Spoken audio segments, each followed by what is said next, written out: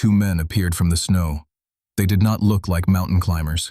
They were thin like skeletons, with dark, hollow eyes and clothes torn to rags.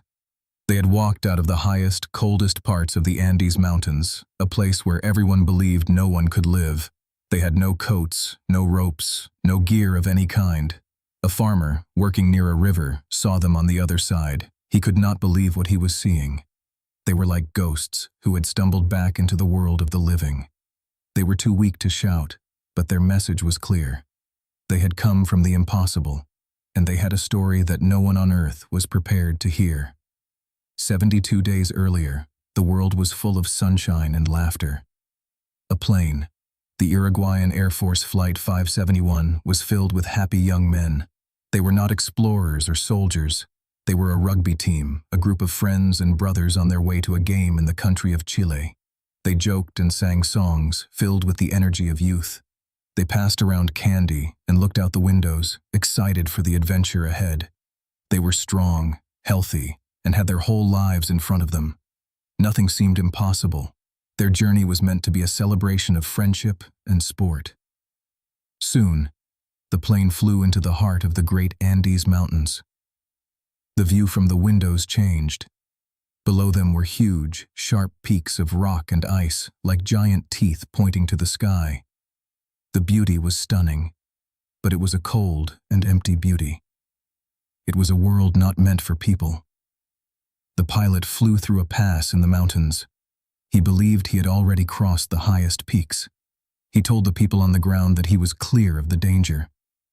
Believing he was safe, he began to fly the plane down, out of the clouds, toward what he thought was the city of Santiago. Suddenly, the plane began to shake violently. A terrible, screaming sound of tearing metal filled the air. The plane had hit a mountain ridge. The tail and the wings were ripped away in an instant, vanishing into the thick, white clouds. The world was torn apart. The main part of the plane, called the fuselage, was now a broken tube. It fell from the sky and slammed onto a steep, snowy slope. It began to slide, faster and faster, like a runaway sled down the side of the mountain. Inside, people and seats were thrown around in the darkness and chaos. The terrifying ride lasted for what felt like forever. Then, with a final, crushing impact, it came to a stop. The sound of screaming metal was replaced by a deep, shocking silence. Snow rushed into the broken shell of the plane. The world was white, cold, and quiet. When the sun rose the next morning, it lit up a terrible scene.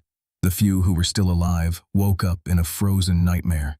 They were inside the mangled body of their plane, surrounded by their friends who had not survived the crash.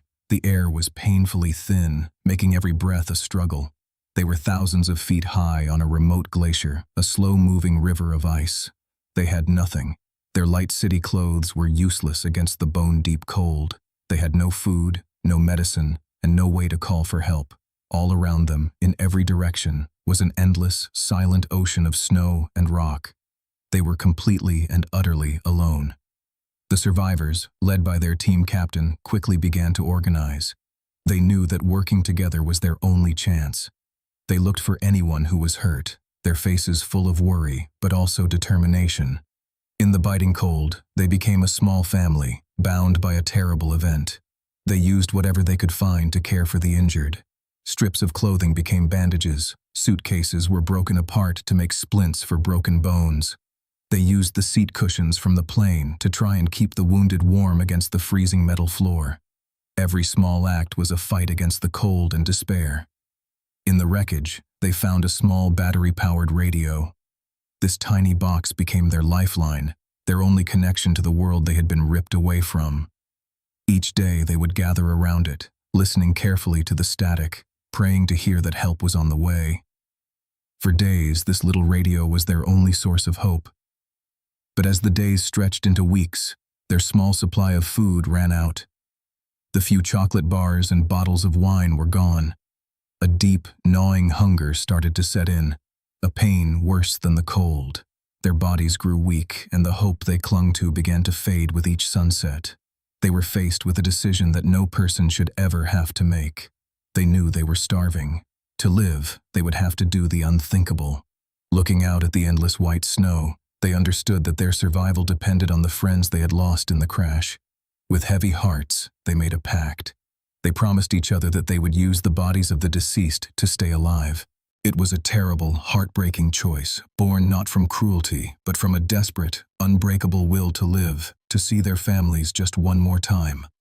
Just as they settled into a grim routine of survival, the mountain struck again.